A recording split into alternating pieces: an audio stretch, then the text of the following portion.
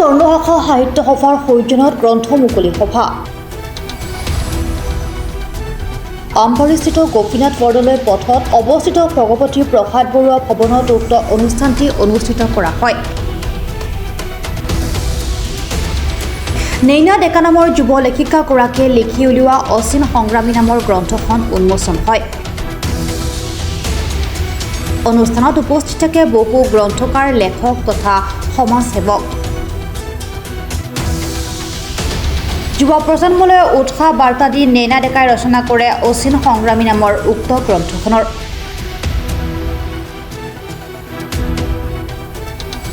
আজি মই যিখন গ্ৰন্থ উন্মোচন কৰিছোঁ সেইখন আচলতে মই মোৰ মাৰ দেউতাক অৰ্থাৎ মোৰ ককাৰ জীৱন কাহিনীৰ আধাৰত গ্ৰন্থখন ৰচনা কৰিছোঁ। আৰু গ্ৰন্থখন ৰচনা কৰাৰ মোৰ মূল উদ্দেশ্য এইটোৱেই যে আমাৰ মাজত এনেকুৱা বহুতো ব্যক্তি আছে যাৰ নীৰৱ সংগ্ৰামবিলাক সমাজত আমি গম নোপোৱাকৈ হেৰাই গৈছে। আৰু হয়তো এতিয়াও আমাৰ মাজত এনেকুৱা বহুত ব্যক্তি উপস্থিত আছে যোন সেনেকৈ নীৰৱে সংগ্ৰাম কৰি তেখেতসকলৰ পৰিয়ালৰ প্ৰত্যেকটো নিজৰ সন্তানক সুপ্ৰতিষ্ঠিত কৰিছে, কিন্তু তেখেতসকলৰ বিষয়ে আমি নাজানো। গতিকে অচিন সংগ্ৰামী কেৱল যে মোৰ ককাৰ কাহিনী তেনেকুৱা একেবাৰে নহয়, এইটো আচলতে এটা যুগৰ কাহিনী হয়। সেই সময়ছোৱাত ককাৰ দিনৰ সময়ছোৱাত আৰু বহুতো ব্যক্তি আছিলে যিসকলে এনেকৈ নীৰৱে সংগ্ৰাম কৰি হয়তো বহুতখিনি অৰ্জন কৰিছে যাৰ বিষয়ে আমি নাজানো।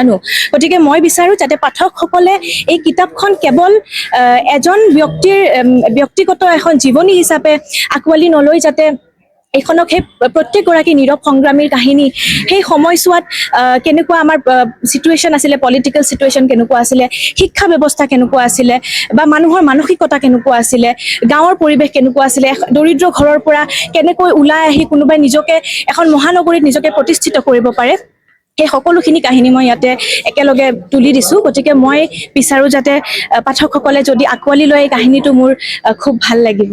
হয়, আজি উন্মোচন আমাৰ লক্ষ্মীৰাম বৰুৱা সদন সাহিত্য সভা, ইয়াৰে অসম সাহিত্য সভা ইয়াতে অনুষ্ঠিত হৈছে। আৰু লগতে আমাৰ মুখ্য অতিথি হিচাপে অসম সাহিত্য সভাৰ আমাৰ প্ৰধান সম্পাদক ডাঙৰীয়া দেৱজিৎ বৰা ডাঙৰীয়া তেখেত আহিছে। লগতে কামৰূপ জিলাৰ সভাপতি প্ৰফুল্ল বৰ্মন ডাঙৰীয়া তেখেতো আছে। লগতে বহুতো বিশিষ্ট ব্যক্তি আহিছে। সঁচাকৈ তাই নাচি ভাল পোৱা ছোৱালী আছিলে। মই সৰুতে তাই লিখিছিলে, কমিক চমিক লিখিছিলে, লিখা মেলা কৰিছিলে। তেতিয়া মই ভাবিছোঁ তাই খেলিছিলে একচুৱেলি, কিন্তু তাৰ সপোন আছিল এদিন তাই লিখিব কিতাপ। আজি তাৰ লক্ষ্যত উপনীত হ'ল, তাৰ সপোন পূৰণ হ'ল। প্ৰথমখন তাৰ পুথি পাঠক ৰাইজলৈ আজি উলিয়াই দিলে। পিতৃ হিচাপে মই গৌৰৱান্বিত। অকল তাই মানে নৃত্যই নহয়, তাই নাটকৰ লগত জড়িত। তাই ভাল নৃত্যশিল্পী আছিল। সৰুৰে পৰা তাই খুব নাচিছিল। মই ভাবিছিলোঁ তেতিয়া মোৰ ছোৱালী নাচনী হ'ব নেকি। গতিকে লাহে লাহে খুব দেৰিকৈ গানৰো চৰ্চা কৰিলে। তাই এতিয়া গানো গাই থাকে। সমান্তৰালভাৱে গোটেইখিনি তাই ধুনীয়াকৈ চলাই গৈ আছে। ইফালে পঢ়া শুনাৰ লগত জড়িত, শিক্ষাৰ লগত জড়িত। আজিৰ এনেকুৱা এটা মুহূৰ্তত মই পিতৃ হিচাপে বহুত আনন্দিত হৈছোঁ। বহুত শান্ত ছোৱালী আৰু অল চাইড তাই বহুত আশাবাদী, গোটেই দিশতে বহুত ওপৰত উঠিব বিচাৰে আৰু তাই ষ্টেপ বাই ষ্টেপ আগুৱাই গৈ আছে।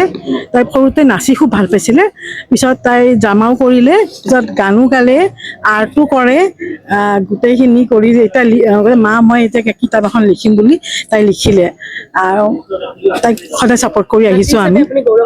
তেওঁ এগৰাকী খুব উদীয়মান লেখিকা, আৰু দেউতাকে ক'লে, মাকে ক'লে তেওঁ ভাল নৃত্য নাচে, ভাল গানো গায়, বৰগীতো গায়, লগতে নাটক, ড্ৰামা, চিনেমাও কৰিছে, দেখিছোঁ এতিয়া নতুনকৈ। আৰু তাইৰ পঢ়া শুনাটো সকলো ফালৰ পৰাই ভাল, বহুত ভাল লাগিছে। আৰু তেনেকুৱা এগৰাকী ছোৱালী সদস্য আমি আমাৰ শাখাত পাই আমি গৌৰৱান্বিত হৈছোঁ। গুৱাহাটীৰ পৰা পূজা দাসৰ ৰিপৰ্ট, প্ৰাত টাইম ডিজিটেল।